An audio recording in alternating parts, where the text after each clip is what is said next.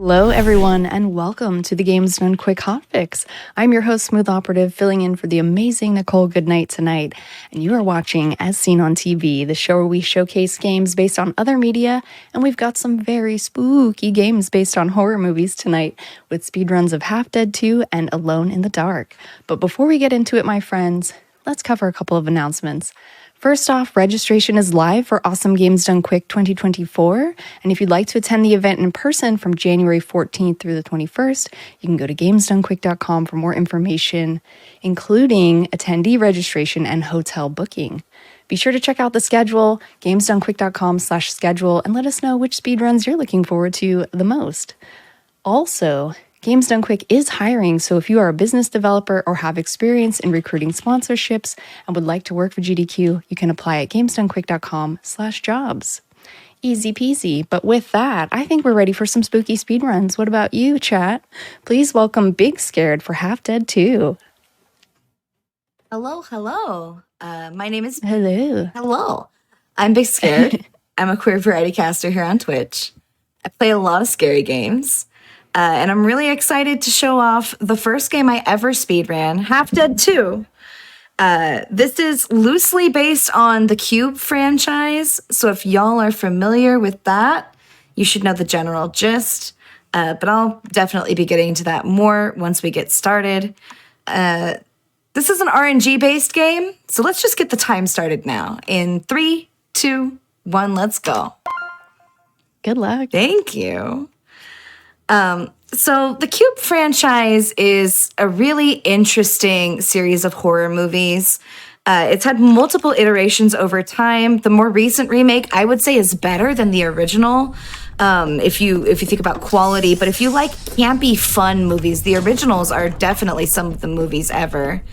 But the basic premise is that we are in space jail. Or underground jail. It's a little nebulous, and it depends on which version you're watching. And we have to escape the cube to survive. Now, you might notice that our cube here it's got some interesting stuff going on. We've got people. This is an easy indicator to know that the room you're in is safe. If there is a person in there, it's safe to traverse regardless. That doesn't mean that there's not traps, but it won't instantly kill you like that first room I saw would have. And the goal here is to traverse the cube in ways that will let you either go up or down. Now, I'm playing cube mode. This also has pyramid mode, and so each floor would be bigger or smaller depending on which version of the pyramid you're given for that particular run. And we're playing on the 5x5. Oh, say goodbye to our friend. They didn't make it. Goodbye.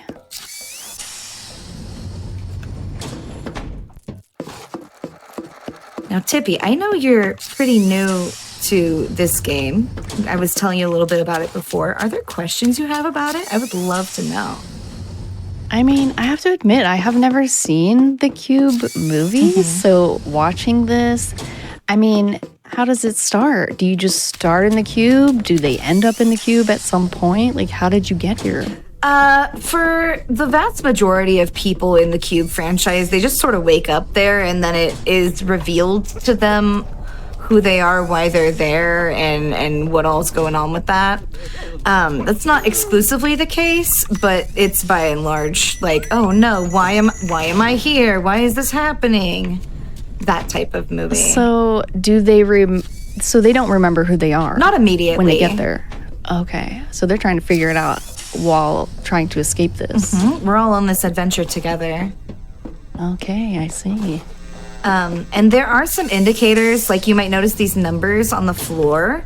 In the movie Cube, the protagonists actually use those to traverse the cube. There's some complex math that can be done to like determine which rooms are safe and which rooms are not.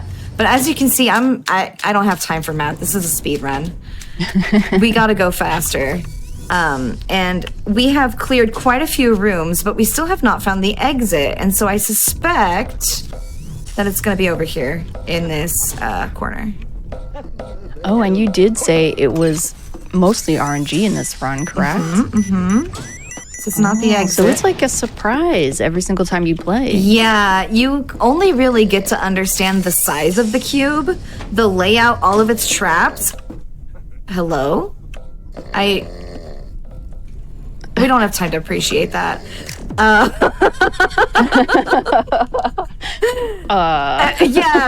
There's so many things in this game that just make you go, and that's one of them. Another one you might have just noticed in that room was the floating mass of windows that can absolutely kill you.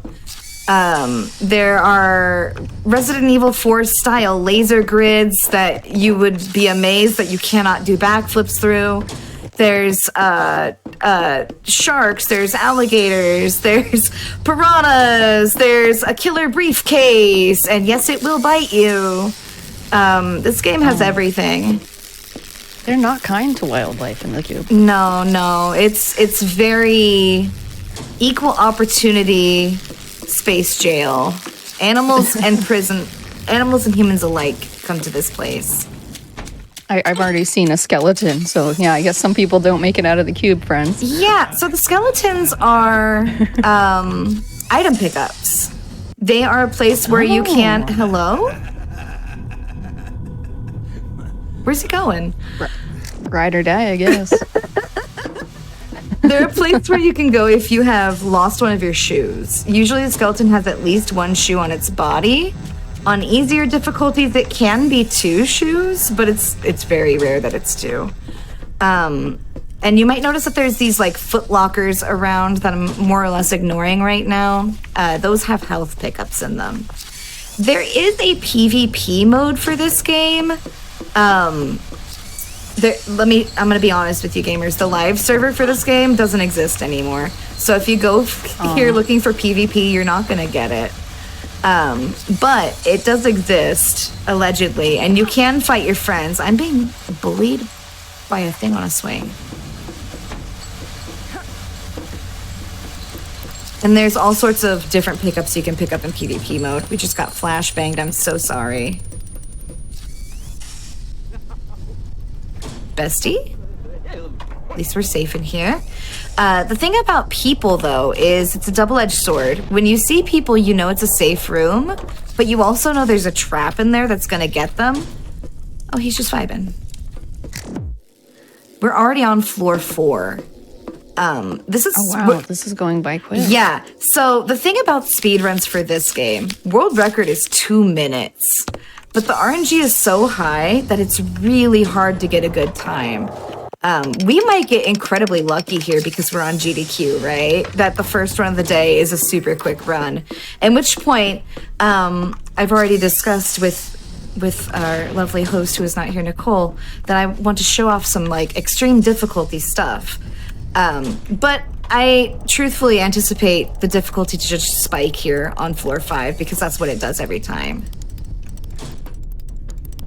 Yeah, I remember you were saying that it's kind of a reset heavy thing. Mm-hmm. And we have the final floor. Oh la la. Ooh la la. Will we make it is the question. My prediction is we're gonna get a cannon, yep, into a lava room. No lava. We did get anvil though. Okay, my prediction is wrong. Oh, there's our pit of alligators. We lost a shoe. That was a comedically large anvil, by the way. Oh, I'm out of shoes. So here's where the 5th floor gets spicy. I have no shoes, and I'm getting murdered. Oh no, chat, we need your shoes. Can you just take them off and put them in the chat? That'd be great. Please, and thank you. Welcome to Half Dead 2, everybody. The game where death is inevitable and it's always funny. Now, I have been avoiding talking about these instant death rooms. The reason why I throw the shoe in is because if you just run directly into the room, there's a very high chance that you will die pretty quickly because you'll be trapped in there with a goofy scenario. Things like radiation or just books that descend on you in a never-ending flow or my favorite, crushed by teddy bears. There's also Skull Mountain that can form on top of you, electricity, lava, animals, you name it, there's an absurd death in this game for it. Is there no end to this madness? There's big scared. There's only a little bit of madness, and yes, there is a concrete end, and it's when you get to the 5th floor. Oh my god! At least for this mode. So the thing about Half Dead 2 is it is extremely customizable. We're currently playing on 5x5x5 on I'm Too Young to Die difficulty, which is the 5x5x5 cube. Obviously, it's 5 wide, 5 long, and 5 tall on easiest difficulty. It goes up to an 8 cube and nightmare mode. There's like 4 difficulties. And so if you're on the 8 cube on nightmare, there can be up to 6 different traps in the same room with you and have it not be an instant death room. The difficulty is so absurd. And even on easiest difficulty, it is very hard to clear a cube that's bigger than 5 wide. If you look on the leaderboard right now, there's still no runs for the 6, 7, or 8 cube because it is it is that hard to succeed, especially when you're playing solo.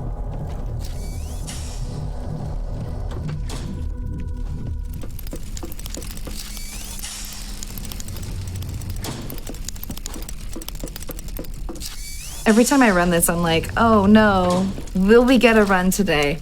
And honestly, doesn't matter. The beauty of Half Dead is the chaos of it. I just like love seeing the shoe randomly coming out of the corner, like at you. Briefcase, my beloved, there it is.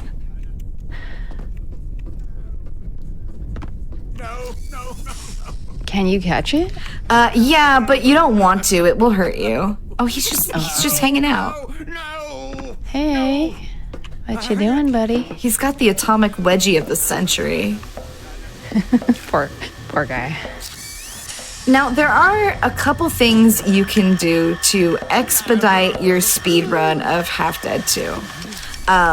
You can listen for audio cues. That one always means there's a cannon, which means you need to run into the room to avoid maximum damage. You're probably always going to take a little bit of splash damage if there's a cannon trap, but running into it is better than running away from it. Similarly, if you hear the sound of people, that means you don't need to do a shoe check. It's a safe passage, and that's a place you can come back to later on if you need places to go. Similarly, the sound of like crackling fire usually means it's an exit room because, as we saw earlier, even though the exit room is RNG, more than once we've seen exit rooms with campfires and bonfires in them. So that's an audio cue that I listen for when I'm walking around.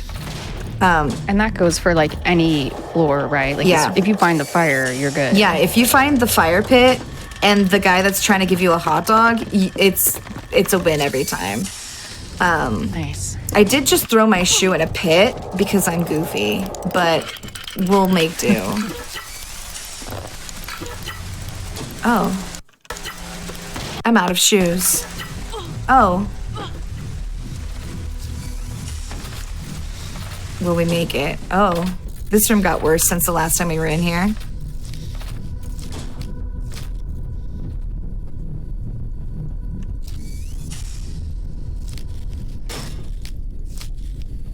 Now, for the astute viewer, you might notice that there are several games in this franchise on Steam.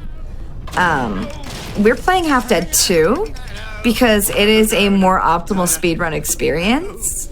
Half Dead 1 is a faster experience, but it is unpleasant to play on many occasions, and not just because it's challenging. There's a oh.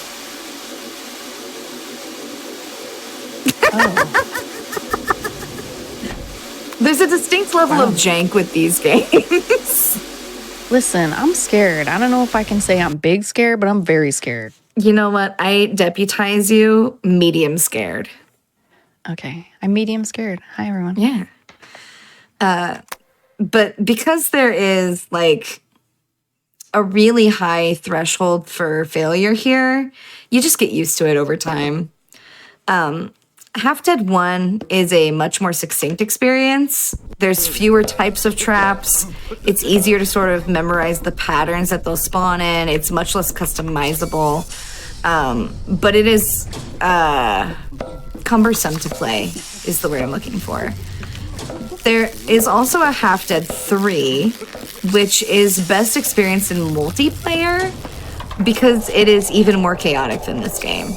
If you have a party of friends and you're down to play Half Dead 3, you can sabotage each other so profusely that it just adds a whole extra layer of booby trapping to the experience.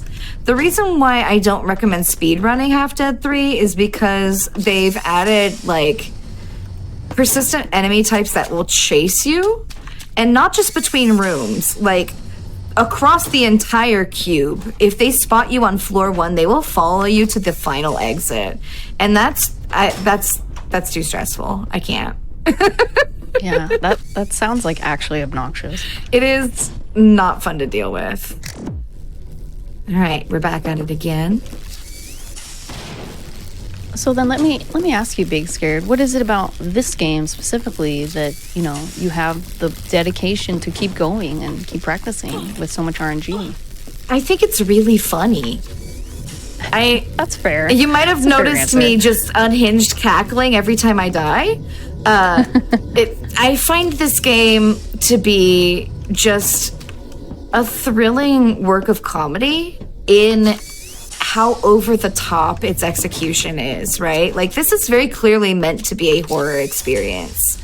It's got trap rooms, it's got pendulous doom slayers right there. That's what I'm gonna call those. All sorts of stuff. It's not a very easy experience, and it is one that dares you to play it. But at the same time, just the absurdity of it keeps bringing me back. I like the way you put that. It's daring you to play. It's daring you to play it. And then you get to see this man. And I'm like, nice. He's back. This man is a whole vibe. I can't even, I can't deny his power. He's too good.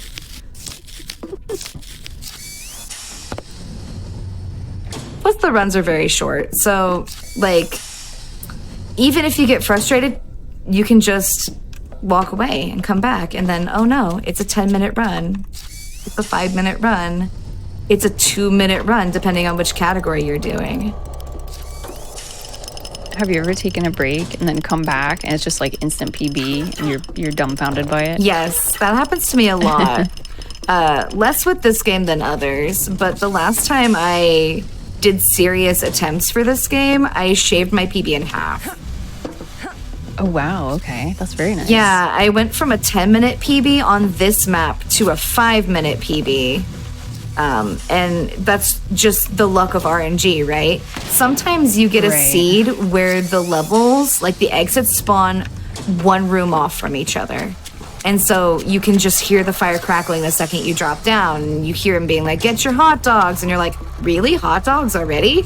And then you're just at the exit. Or you hear him giggling profusely and he's over there carving up a shark at the exit. And you're like, what? I didn't realize I was here already. It's hard to hear the giggling over my own giggling at how ridiculous this game is. This game is so ridiculous. Please play Half Dead 2.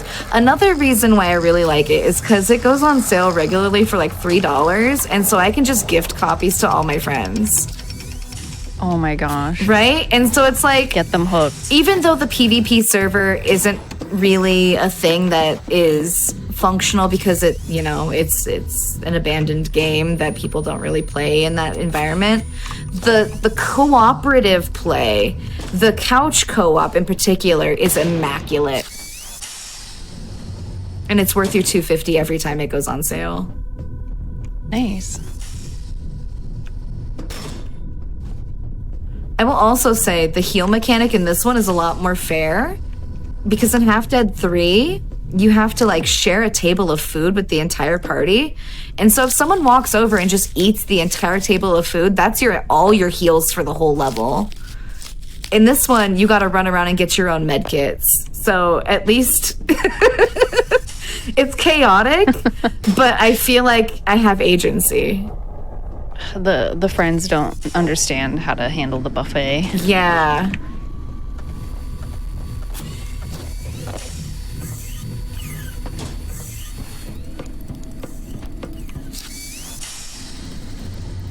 Oh, just a pit of alligators. That's fun. Next to my pit of alligators. Next to my stink? Okay, we have to wait this out. If I go in there, the stinky will kill us.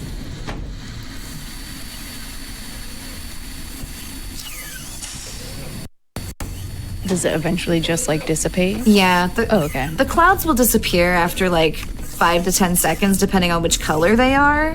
Yes, there are color-coded clouds. They all do different things. Wow. The orange one will light you on fire. The blue one is electricity. It sort of stun locks you and bounces you around. The green one there was poison. It will make you walk slower and it will slowly kill you. You know, I knew I would lose the shoe, but we have to pass through here. No! No! No! It's a tough break. That was a tough room. You know, I knew it was gonna be bad, but then they dropped the soft lids on me. They're so cruel on this last floor. Like, wow. Out of curiosity, how's our timer doing? That is a great question. Let me check it out. Just hit 20? All right. Yeah, just about almost 20. All right. I want to show you real quick the 4x4 to see if we can get the easy dub. And then this will be the last attempt, if that's okay. Sure. Yeah, sounds great. All right. So we're going to drop it down to the 4. So that way we can do the most effective strategy. I wanted to show you the 5x5 because it's a little bit more chaotic. It gives a little bit more variability. But there is a strategic way to play this game on the 4x4. Because it's only 4x4, you can just walk down these middle ones and listen.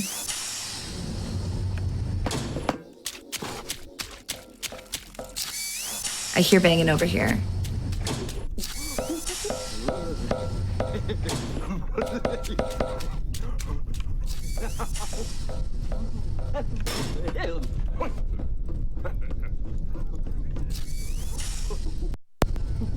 I'm listening for the exit.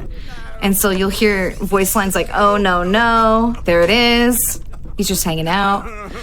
Get your hot dogs is another one that you can listen for. Where did I throw that?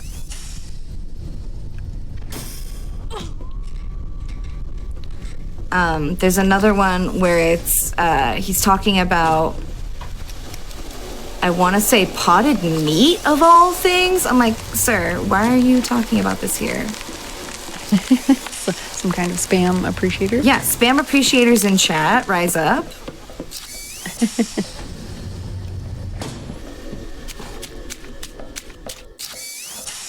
I hear tippy tapping of a friend. The downside about this game is the mini-map is not always productive to help you.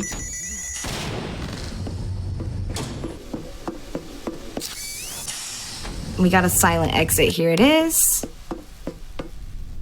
We're on 3. This won't be too bad.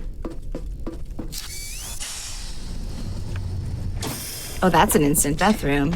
I was wondering when they were going to show up.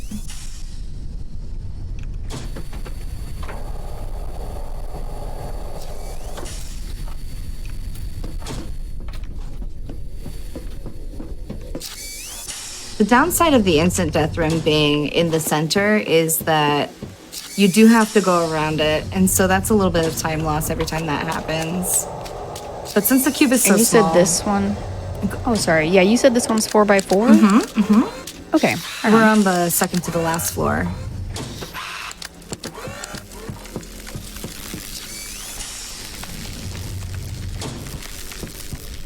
Oh, I see it right here. Because sometimes you can see the fire through the doors. All right, we've got no shoes. Let's just go. We're gonna trust RNG. All right, you got this. I don't trust that room. Oh, no. Gotta stay away from that one. I have to trust that room. I have no choice. Oh, no. Oh. You know what? We're trusting it.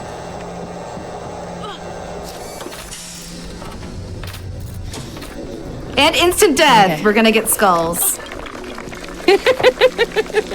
Oh my goodness. Well, at least we get to show off all the great animations. Thank you for having me. I'm really glad that we got to experience Half Dead 2 together. And welcome to the glorious world of speedrunning Half Dead 2, where success is rare and death is inevitable. That was quite a game, Big Scared. Wow. I don't know if I should play it, but I don't know. I'm scared still. I think... Do you have any... Oh, sorry, go ahead. I think you should.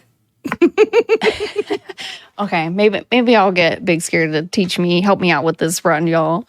But thank you so much for showing off the game. Lots of really cool animations, as you said. And even though it was a tough break this time, I still had fun. I hope you did as well, chat.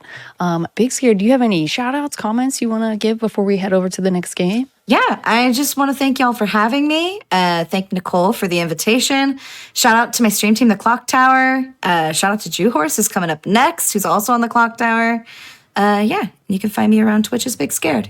Thank you for having me. Yeah, for sure. Again, if you enjoyed the run, make sure you follow Big Scared here on Twitch.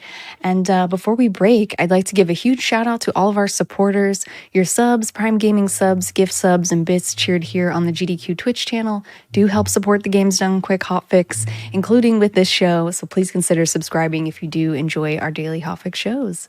And if you missed out on GDQX last weekend or any of our other Hotfix shows, be sure to check out the VODs on our YouTube channel, youtube.com/GamesDoneQuick. We will be right back with Alone in the Dark, so stay tuned.